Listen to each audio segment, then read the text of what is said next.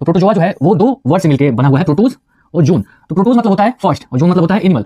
तो ये first animal माने जाते हैं। ऐसा माना जाता है कि ऐसे एनिमल है जो पहली बार ये धरती पे आए थे। इतने छोटे होते थे कि दिखाई भी नहीं देते थे आंखों से, ठीक है। तो ये पहले एनिमल आने वाले हैं, इनके बाद में सारे एनिमल्स आए हैं मल्टी सेलुलर, ये सिंगल सेल के होते थे। तो ये पहले एनिमल है आने वाले, ठीक है। Protozoa considered the first animal. Protozoa को प्रथम पशु माना जाता है, पहला एनिमल माना जाता है जो जमीन पे आए। तो हम एक एक को देखेंगे, आपको जाते जाते स्लाइड सारा याद हो गया होगा, ठीक है। पहले बस इसकी डिस्कवरी को देख लेते हैं, नाम इनका कैसे पड़ा, ठीक है। तो पहली बार इनका स्टडी किसने किया था? एंटोनियो वॉन लीवेनहॉक, बहुत फेमस है, ठीक है। Antonie van Leeuwenhoek. एक और जगह हम लोग पढ़े थे कि जो होता है लिविंग सेल किसने डिस्कवर किया था? एंटोनियो वॉन लीवेनहॉक ने डिस्कवर किया था। तो प्रोटोजोआ को पहली बार स्टडी किसने किया था? एंटोनियो वॉन लीवेनहॉक ने, याद रखना है। दूसरा नाम किसने दिया था? तो गोल्डफ्यूज ने नाम दिया था 1817 में। तो पहला क्या हो गया? एंटोन वॉन लीवेनहॉक ने इसको इसके बारे में स्टडी किया था पहली बार, और दूसरा नाम इसको दिया गया था गोल्डफ्यूज द्वारा। और इसके बारे में जो स्टडी करते हैं उस स्टडी को ब्रांच को क्या कहते हैं? प्रोटोजोलॉजी। प्रोटोजोलॉजी के अंडर स्टडी किया जाता है, ठीक है।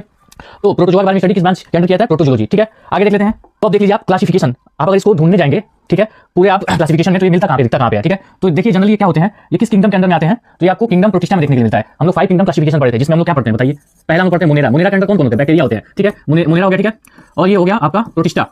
प्रोटिस्टा जो भी प्रोटिस्टा। थर्ड होता है फंजाई, फंगस, जितने मशरूम वगैरह होते हैं।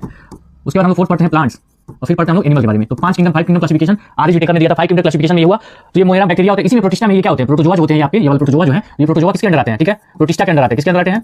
तो प्रोटोजोआ क्या है? सब किंगडम है किसका? प्रोटिस्टा का। तो प्रोटिस्टा के अंदर ही ये प्रोटोजोआ पाए जाते हैं। तो इसमें सिंगल सेल के छोटे छोटे एनिमल जो सबसे पहले बने थे वो प्रोटिस्टा के अंदर होते हैं। फंगस, फंजाई के अंदर मशरूम वगैरह होता है। प्लांट में प्लांट्स आते हैं और एनिमल्स में हम लोग आते हैं, और बाकी सारे एनिमल्स आते हैं। तो ये किसके अंदर हम लोग पढ़ते हैं? तो हम लोग इसको पढ़ते हैं किसके अंदर बताइए?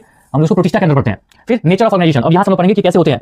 तो प्रोटोजोआ जो होते हैं सिंगल सेल के होते हैं, एक सेल के बने होते हैं। ये क्या होते हैं? यूनिसेलुलर। हम लोग क्या है? एक से ज्यादा सेल्स बने, तो हम लोग क्या है? Multi cellular. ये क्या होते हैं? यूनिसेलुलर। तो ये एक सेल से बने होते हैं, सिंगल सेल होते हैं, ठीक है। एक सेल से बने सिंगल सेल होते हैं, इसलिए इनको कहते हैं यूनिसेलुलर। ये यूनिसेलुलर होते हैं, ठीक है। दूसरा मे बी सॉलिटरी और कोलिनियल।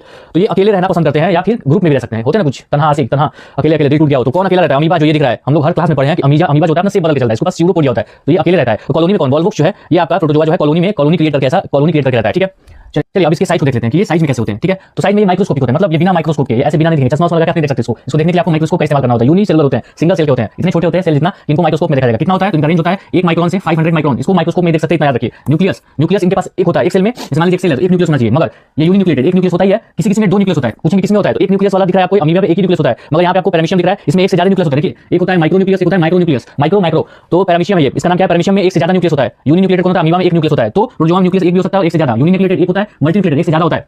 तो क्या क्या हम समझ गए? सिंगल सेल का होता है, माइक्रोस्कोप में दिखता है, सबसे पहला आने वाला एनिमल है। दूसरी बात कि ये एक न्यूक्लियस होता है, जिसमें एक से ज्यादा हो सकता है, सिंगल रहते हैं। अमीबा अकेले रहना पसंद करता है। कॉलोनी में कौन रहता है? वॉल्वॉक्स। और इसमें क्या होता है? एक न्यूक्लियस वाला अमीबा है, एक से ज्यादा न्यूक्लियस पैरामीशियम। चलिए ये देखिए इनका लोकोमोशन, चलने फिरने की बात करें तो, ठीक है, कैसे चलते हैं? तो एक होता है अमीबा, अमीबा के पास होता है, बताया ना हम बचपन से पढ़े, स्यूडोपोडिया, मतलब ये अपने बॉडी को ही इधर उधर अरेंज करके चलता है, ठीक है, अपने बॉडी को फेंक फेंक के आगे बढ़ता है, ठीक है। स्यूडोपोडिया पैर होता है जो फास्ट फीट कहते हैं इसको। मगर पैरामीशियम किससे चलता है? तो पैरामीशियम के पास छोटे छोटे धागानुमा संरचना होती है, देखिए छोटे छोटे धागा, इनको हम लोग सिलिया कहते हैं। पैरामीशियम चलता है सिलिया से, तो कुछ में सिलिया पाया जाता है, कुछ में स्यूडोपोडिया, और एक और तरीका है जिसको फ्लैजेला से चलते हैं। तो ये यूग्लिना आपको दिख रहा है, इसके पास ये लंबा चाबुक जैसा स्ट्रक्चर है, ये इसको हम लोग फ्लैजेला कहते हैं। तो ये फ्लैजेला से भी चलते हैं, ठीक है। ये देखिए छोटा छोटा धागे जैसा संरचना सिलिया चलते हैं, और बड़ा सा चाबुक जैसा संरचना है जो जिसको हम लोग क्या कहते हैं? फ्लैजेला कहते हैं।